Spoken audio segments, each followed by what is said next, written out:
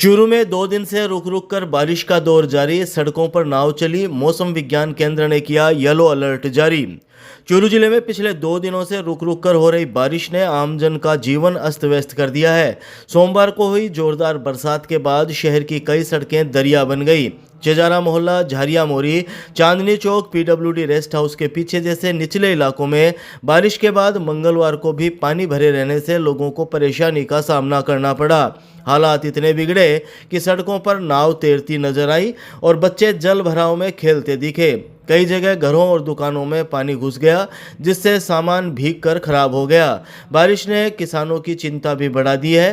खेतों में खड़ी फसलों पर पानी जमने से नुकसान का खतरा मंडराने लगा है। गुआर, मूंग और बाजरे जैसी खरीफ फसलों पर इसका असर पड़ सकता है। बारिश के दौरान चूरू शहर के हालात भी बेहतर नहीं है। जगह जगह जल भराव से यातायात प्रभावित हुआ। स्कूल कॉलेज जाने वाले विद्यार्थियों और दफ्तर जाने वाले कर्मचारियों को भी दिक्कतों का सामना करना पड़ा। इस बीच मौसम विज्ञान केंद्र ने मंगलवार सुबह 8 बजे करीब चूरू जिले के लिए बारिश का येलो अलर्ट जारी किया है। विभाग का कहना है कि यहां मेघ गर्जन के साथ हल्की से मध्यम दर्जे की बारिश होने की संभावना बनी हुई है। प्रशासन ने लोगों को सचेत करते हुए अपील की है कि निचले इलाकों में सतर्क रहें और कंट्रोल रूम में सूचित करें। लगातार बारिश ने जहां मौसम को ठंडक और राहत दी है, वहीं जल भराव ने आमजन के सामने बड़ी चुनौती खड़ी कर दी है। राजस्थान की लोक कला को मिला अंतर्राष्ट्रीय मंच। नगरश्री में रावण हत्था वादक किकरलाल भोपा ने दी प्रस्तुतियां। चूरू के नगरश्री प्रांगण में राजस्थान की समृद्ध सांस्कृतिक विरासत का अनूठा प्रदर्शन हुआ। इस अवसर पर 40 देशों में रावण हत्था का वादन कर चुके अंतर्राष्ट्रीय ख्याति प्राप्त कलाकार किकरलाल भोपा ग्रुप ने अपनी मनमोहक प्रस्तुति दी। समूह ने रावण हत्था पर तालरिया मगरिया, हरिराम जी ने ध्यावे और केसरो नागण को जायो जैसे पारंपरिक गीतों को प्रस्तुत कर दर्शकों का दिल जीत लिया। कार्यक्रम की विशेषता यह रही कि भोपा गायन और नृत्य ने इसे अलग ही रंग भर दिया। रावण हत्था की धुन पर जब भोपा कलाकारों ने अपनी परंपरागत गायन शैली के साथ नृत्य प्रस्तुत किया तो पूरा वातावरण लोक संगीत की मिठास से गूंज उठा। लोक धुनों की लय और भावपूर्ण नृत्य की संगति ने दर्शकों को राजस्थान की मिट्टी से जुड़े उस रस का अनुभव करवाया जो पीढ़ी दर पीढ़ी लोक कलाकारों ने संजो कर रखा है। भोपा गायन और नृत्य की यही जीवंतता इसे राजस्थान की सांस्कृतिक धरोहर का अहम हिस्सा बनाती है। कार्यक्रम संयोजक नितिन बजाज ने कहा कि राजस्थान की सांस्कृतिक विरासत को संजोने और नई पीढ़ी तक पहुंचाने के लिए ऐसे आयोजन लगातार किए जाते रहेंगे। राजवीर सिंह चलकोई ने इस प्रस्तुति की सराहना करते हुए कहा कि लोक कलाकार राजस्थान की पहचान है। कार्यक्रम की अध्यक्षता पूर्व प्रिंसिपल प्रोफेसर कमल सिंह कोठारी ने की। उन्होंने रावण हत्था, भपंग, सारंगी, कमायचा, मशक, तंदूरा और मोरचंग जैसे वाद्य यंत्रों को राजस्थान की शान बताया। डॉक्टर श्रुति नाद ने कहा कि राजस्थान के कण कण में संगीत की विरासत बसी है, जिसे उजागर करना समय की आवश्यकता है। डॉक्टर मधुसूदन मालानी ने युवा पीढ़ी से ऐसे आयोजनों में बढ़ चढ़कर भाग लेने का आह्वान किया। कार्यक्रम का संचालन गुरदास भारती और रवि दादीच ने किया।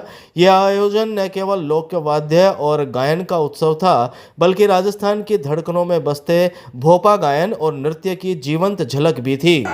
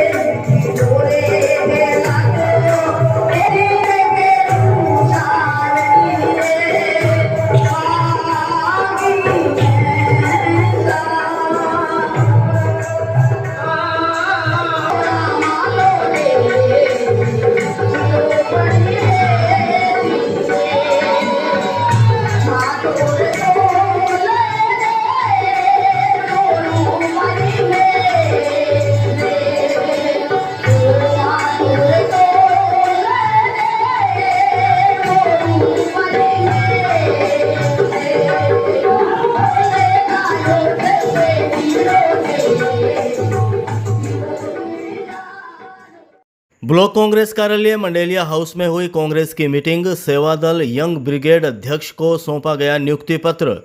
चूरू शहर व देहात ब्लॉक कांग्रेस कार्यालय मंडेलिया हाउस में मंगलवार शाम 4 बजे करीब कांग्रेस कार्यकर्ताओं की बैठक आयोजित हुई। इस मौके पर प्रदेश कांग्रेस उपाध्यक्ष रफीक मंडेलिया ने कार्यकर्ताओं को संबोधित करते हुए कहा कि लोकतंत्र की सबसे बड़ी ताकत जनता का वोट है, लेकिन आज लोकतंत्र पर हमला करते हुए वोट चोरी जैसी घटनाएं सामने आ रही है। उन्होंने कहा कि जनता की आवाज को दबाने और मताधिकार को छीने जाने की कोशिश का कांग्रेस पुरजोर विरोध करेगी। यह केवल राजनीतिक मुद्दा नहीं बल्कि लोकतांत्रिक मूल्यों की रक्षा का सवाल है।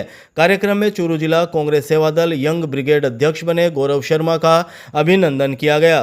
राजस्थान प्रदेश कांग्रेस सेवा दल के जगदीश बिश्नोई द्वारा जारी नियुक्ति पत्र उन्हें प्रदेश कांग्रेस उपाध्यक्ष रफीक मंडेलिया ने सौंपा।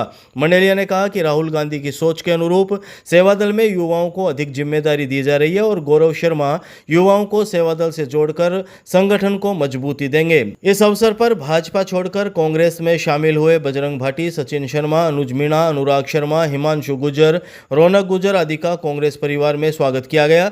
बैठक में पीसीसी सचिव रियाजत खान, नगर परिषद पूर्व सभापति गोविंद महनसरिया, शहर ब्लॉक अध्यक्ष असलम खोकर, देहात ब्लॉक अध्यक्ष किशोर धांधु सहित कई कांग्रेस पदाधिकारी मौजूद रहे। रफीक मंडेलिया ने बताया कि इसी महीने प्रियंका गांधी सहित कांग्रेस के दिग्गज नेताओं का चूरू में कार्यक्रम प्रस्तावित है, जिसके बारे में प्रदेश स्तर पर चर्चा चल रही है कि हमारे युवा अध्यक्ष के साथ पूरी युवा टीम भारतीय जनता पार्टी छोड़ के उनके साथ कांग्रेस में सम्मिलित हुई। उसके लिए मैं उनको बहुत बहुत धन्यवाद देता हूं। आगे मैं आपको बताना चाहता हूं कि हमारे अजित भाई ने बताया है कि सेवा दल का प्रोग्राम है चूरू के अंदर, और शायद हमारे बड़े नेता का भी प्रोग्राम चूरू में आने वाला है और बड़े ही धूमधाम के साथ हम प्रोग्राम करेंगे। और मुझे पूरा विश्वास है कि पूरे युवा और हमारे बुजुर्ग कांग्रेस की भावनाओं को समझते हुए आज उन्होंने सोच लिया है कि हिंदुस्तान में भला हो सकता है तो वो पार्टी का नाम कांग्रेस पार्टी है। और राहुल गांधी जी आज जो संघर्ष कर रहे हैं उसका सपोर्ट करने के लिए आम जन, युवा, बुजुर्ग, माताएं, बहनें सब एक ही मत से कह रही है कि आगे प्रधानमंत्री लाना है तो राहुल गांधी को लाना है और वो लाके रहेंगे। यही मैं आपको बता ये हमारे चूरू में प्रस्तावित रैली थी 6 तारीख को, लेकिन बारिश के कारण थोड़ा आगे रैली का समय बढ़ा दिया है। और वोट चोरी की रैली तो पूरे हिंदुस्तान में होने वाली है और हमारे यहाँ राजस्थान के अंदर प्रियंका जी का प्रोग्राम बना था और बन रहा है, तो शायद मैं समझता हूँ, जहाँ तक समझता हूँ कि चूरू के अंदर वो रैली होगी। गांव झारिया में पिकअप से हुए हादसे में 4 वर्षीय मासूम की मौत। गांव में गमगीन माहौल। चूरू के गांव झारिया में हुए दर्दनाक हादसे ने पूरे गांव को गमगीन कर दिया। गांव बूटिया निवासी 4 वर्षीय मासूम की हादसे में मौत हो गई। वह अपने परिजनों के साथ ताऊ के घर झारिया आया हुआ था। मासूम घर के बाहर अन्य बच्चों के साथ खेल रहा था। इसी दौरान पास ही खड़ी एक पिकअप के नीचे से अचानक ईंट निकल गई, जिससे पिकअप ढलान पर पीछे की ओर खिसकने लगी। पीछे खेल रहा नन्हा मुदित उसकी चपेट में आ गया। हादसा इतना अचानक हुआ कि कोई संभल भी नहीं पाया और देखते ही देखते मासूम पिकअप से टकराकर गंभीर रूप से घायल हो गया। परिजन तुरंत उसे चूरू के राजकीय भर्तिया अस्पताल के आपातकालीन वार्ड लेकर पहुंचे, लेकिन चिकित्सकों ने उसे मृत घोषित कर दिया। इस घटना से परिवार पर दुखों का पहाड़ टूट पड़ा और माहौल शोकाकुल हो गया। सूचना पर अस्पताल चौकी व दूध वखारा पुलिस ने अस्पताल पहुंचकर परिजनों से मामले की जानकारी जुटाई। एएसआई सुरेश कुमार ने मंगलवार शाम 5 बजे करीब बताया कि परिजन किसी तरह की कार्रवाई नहीं चाहते, इसलिए शव उन्हें सौंप दिया गया है। मासूम की असमय मौत से गांव में मातम पसरा हुआ है और हर कोई परिवार को ढांढस बंधाने में जुटा हुआ है। ये बूटिया का 4 वर्षीय बालक जो झारिया मेले में एक्सीडेंट से घायल लेकर आए थे और जिसकी आपातकालीन वार्ड में मृत्यु होगी और अग्रिम कार्रवाई हेतु पुलिस थाना दूध वखारा को सूचित कर दिया गया है। वे उनकी तरफ से कार्रवाई की जा रही है। रतनगढ़ रोड पर खेत में 60 वर्षीय किसान को जहरीले जीव ने काटा। जिला अस्पताल में इलाज जारी। चूरू के रतनगढ़ रोड पर स्थित खेत में मंगलवार को किसी जहरीले जीव ने 60 वर्षीय व्यक्ति को काट लिया।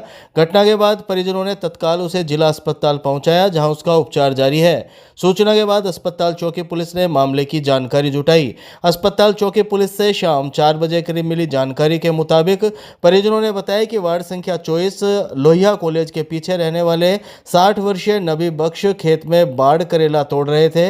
इसी दौरान झाड़ियों में छिपे किसी जहरीले जीव ने अचानक उनके पैर में काट लिया। चिल्लाने की आवाज सुनकर खेत में मौजूद अन्य लोग दौड़कर पहुंचे। जहरीले सांप के काटे जाने की आशंका पर परिजनों ने तुरंत निजी वाहन से उन्हें राजकीय भर्ती अस्पताल पहुंचाया। अस्पताल में चिकित्सकों ने प्राथमिक उपचार देकर उन्हें आपातकालीन वार्ड में ही भर्ती कर लिया। डॉक्टरों ने बताया कि नबी बख्श के पैर में सूजन और सांस लेने में तकलीफ थी। मरीज की हालत में लगातार नजर रखने के लिए उन्हें भर्ती किया गया। बारिश के मौसम में खेतों और झाड़ियों में सांप और अन्य जहरीले जीवों की आवाजाही बढ़ जाती है। ऐसे में किसानों और खेत में काम करने वालों को विशेष सतर्कता बरतने की जरूरत है। फिलहाल नबी बख्श का उपचार जारी है। चिकित्सकों का कहना है कि उनकी हालत स्थिर है।